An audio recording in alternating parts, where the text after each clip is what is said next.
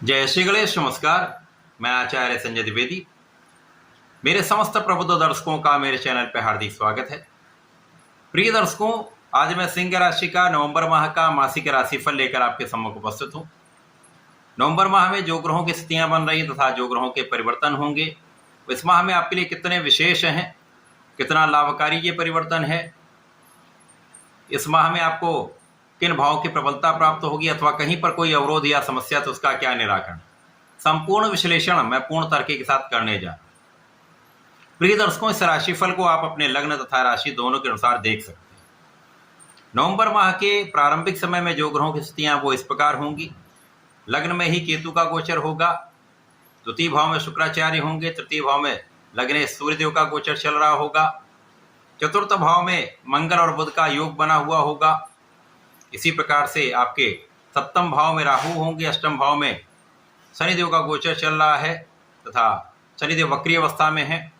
आपके द्वादश भाव में गुरुदेव बृहस्पति का गोचर चल रहा होगा।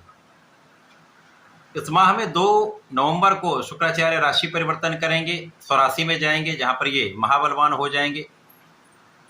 मालव्य योग बनने वाला है तथा सूर्य के साथ इनका योग भी बनेगा। 16 नवंबर को सूर्यदेव का राशि परिवर्तन होगा, सूर्यदेव वृश्चिक राशि में पहुंचेंगे। 23 नवंबर को बुध जो वक्री अवस्था में पहुंच चुके होंगे राशि परिवर्तन कर लेंगे तथा तुला राशि में इनका पुनः प्रवेश होगा, जहां पर शुक्राचार्य के साथ इनका योग बनेगा। यहां शुक्राचार्य का राशि परिवर्तन 28 नवंबर को हो जाएगा, जब ये वृश्चिक राशि में प्रवेश कर जाए। ये माह समस्त राशि के जातकों के लिए महत्वपूर्ण तो है, लेकिन यहाँ पर सिंह राशि के लिए कुछ विशेष योग बन रहे, क्योंकि प्रारंभिक समय से सिंह राशि के स्वामी सूर्यदेव तृतीय भाव में हैं। यहाँ पर नीच राशि में होकर भी इनका प्रभाव नीच भंग का मिलेगा। यहाँ पर लाभ और धन के स्वामी बुध हैं, जो चतुर्थ भाव में गोचर कर रहे होंगे, जहां पर ये केंद्र के भाव में अत्यंत प्रबल अवस्था में होंगे। यद्यपि लग्न पर राहु का प्रभाव होगा, परंतु यहां पर कुछ परिस्थितियां आपकी बदलने वाली हैं, कुछ विशेष लाभ प्राप्त होने वाले।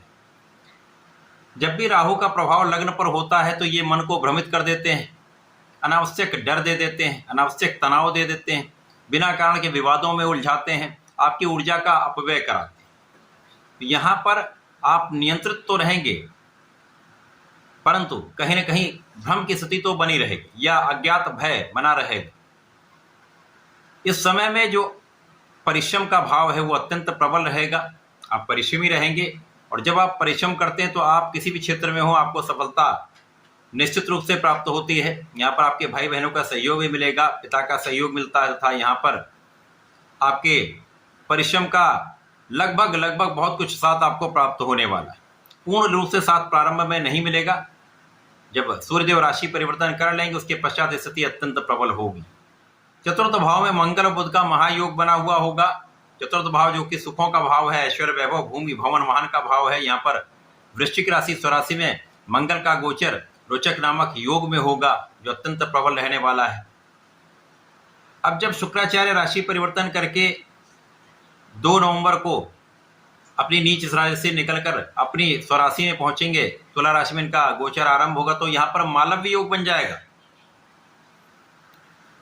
अब 2 विशिष्ट भाव के स्वामी बुध, जो धन और लाभ के स्वामी होकर केंद्र के भाव में, चतुर्थ भाव में, सुखों के भाव में गोचर कर रहे हैं। अब यहां पर शुक्राचार्य जो पराक्रमेश भी हैं और सिंह राशि के लिए यहाँ पर कर्म भाव के स्वामी, वो मालव्य योग में आ गए।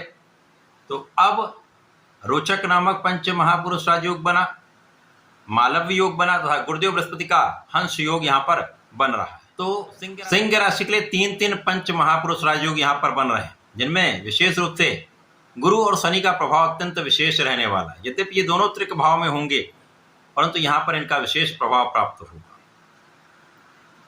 अब जब सूर्यदेव का राशि परिवर्तन आपके लिए चतुर्थ भाव में होगा तो सूर्यदेव महाबली हो जाएंगे।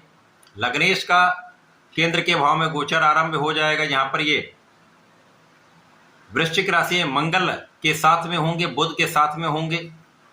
जिसके कारण त्रिग्रही योग चतुर्थ भाव में बनेगा।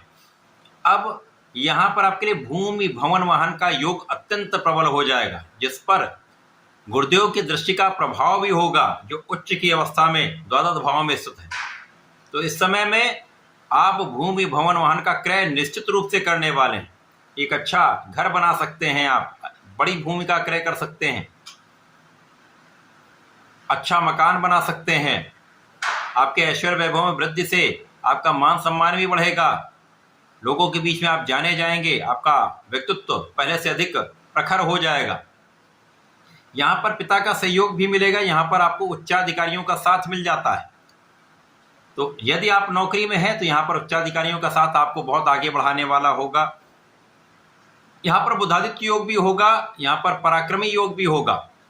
आप अपने पराक्रम का उपयोग सही दिशा में करने वाले हैं, आप नेतृत्व की क्षमता का उपयोग सही दिशा में करने वाले हैं। आपकी गणनाएं श्रेष्ठ होंगी तथा आपकी प्लानिंग बहुत अच्छी होगी, क्योंकि यहाँ पर आपका बुद्धि बल श्रेष्ठ होगा, वाणी का प्रभाव अच्छा होगा, साथ में आपके अंदर धैर्य तथा ज्ञान भी विशिष्ट होगा, जिसके कारण इस समय में आप अपने कार्य क्षेत्र में पूर्ण रूप से सफल होने वाले हैं। अब चाहे वो आपका व्यापारिक भाव हो, आपका प्रोफेशन हो या नौकरी, तीनों क्षेत्रों में आपको बड़े अवसर, बड़े लाभ प्राप्त होने वाले हैं। आपकी इनकम में पहले से कहीं अधिक वृद्धि होने वाली है, जो आप एक्सपेक्ट कर रहे हैं उससे अधिक वृद्धि का योग बन रहा है, जो आपकी क्षमता है उससे अधिक आपको लाभ की प्राप्ति यहाँ पर होने वाली। तो धन की वृद्धि, लाभ की वृद्धि निश्चित रूप से इस माह में आपको होने वाली। इसके पश्चात जैसे जैसे ये गोचर आगे बढ़ेगा, यहाँ पर बुध राशि परिवर्तन कर लेंगे, तुला राशि में पहुंचेंगे। तुला राशि में तुला राशि के स्वामी मालव योग में शुक्राचार्य का गोचर लक्ष्मी योग का निर्माण कर देगा, जिसके कारण महाधन महालाभ का योग यहां पर बन जाए। अब शुक्राचार्य कर्म क्षेत्र के स्वामी तथा पराक्रमेश हैं, पराक्रम के भाव में स्थित होकर धन और लाभ के स्वामी के साथ योग बना लेंगे, तो ये महाधन का योग, महालाभ का योग बन जाता है। और मालव योग अपने आप में श्रेष्ठ महाराज योग है, जो आपको जीवन का सर्वश्रेष्ठ सुख, धन, ऐश्वर्य, वैभव, सुख संपदा की प्राप्ति कराने वाला होता है। तो इस समय में संपूर्ण लाभ आप लेने वाले हैं। इस माह में जो अगला परिवर्तन है वो शुक्राचार्य का है। जब शुक्राचार्य राशि परिवर्तन कर लेंगे, राशि परिवर्तन करके चतुर्थ भाव में जाएंगे। अब ऐश्वर्य, वैभव, सुख संपदा के भाव में कर्मेश पहुंच जाएंगे, जिनकी सीधी दृष्टि का भाव कर्म भाव पर होगा। यहां पर रवि शुक्र योग का निर्माण हो जाएगा, जिसके कारण एक से अधिक संपत्ति का योग बन जाएगा। कार्य क्षेत्र में एक से अधिक लाभ के अवसर आपको प्राप्त हो जाएंगे, आय के एक से अधिक मार्ग बनेंगे। तो ये समय आपके लिए अत्यंत विशेष होने वाला है। कार्य क्षेत्र में आप पूर्ण रूप से सफल रहने वाले हैं, कहीं किसी प्रकार का कोई संदेह नहीं। इस माह में जो कहीं कष्ट है वो आपके शारीरिक स्वास्थ्य में कुछ समस्याएं रहेंगी, पेट से संबंधित कुछ विकार हो सकते हैं, अथवा मसल क्रैम्प या इस प्रकार की समस्याएं, पीठ में दर्द, हाथ पैरों में दर्द की समस्या हो सकती है। इसी प्रकार से इस समय में जीवन साथी के साथ सामंजस्य की समस्या, मतभेद या क्लेश बढ़ेगा। यहाँ जो जातक साझेदारी में कार्य कर रहे हैं उनके लिए कठिनाई हो सकती है, वहाँ पर वाद विवाद या साझेदारी में धोखे की संभावना ये बढ़ जाती, तथा साझेदारी टूटने के साथ साथ यहाँ पर कानूनी समस्याओं का योग बन जाता। यद्यपि इस समय में आपकी स्थिति अच्छी है, यहाँ पर बहुत कुछ स्थितियाँ नियंत्रण में रहेंगी, आपका पक्ष बलवान रहेगा, कानूनी समस्याओं में आपकी विजय होगी, परंतु ये मानसिक, आर्थिक तथा शारीरिक कष्ट देने वाला तो अवश्य होगा। तो समय में लाभ तो आपके लिए अधिक है, लेकिन कुछ समस्याएं भी हैं, उनका निवारण अत्यंत आवश्यक है। समस्याओं के निवारण के लिए, लाभ की वृद्धि के लिए आपको संकट मोचन श्री हनुमान जी के शरण में रहकर नित्य हनुमानाष्टक तथा हनुमान चालीसा का पाठ करना चाहिए। प्रत्येक बुधवार को गणपति जी के संकनासन गणेशोत्तम का पाठ करें, या गणपति अथर्वशीर्ष का पाठ करें, या ओम गंग गणपति नमः का 108 बार जप करें।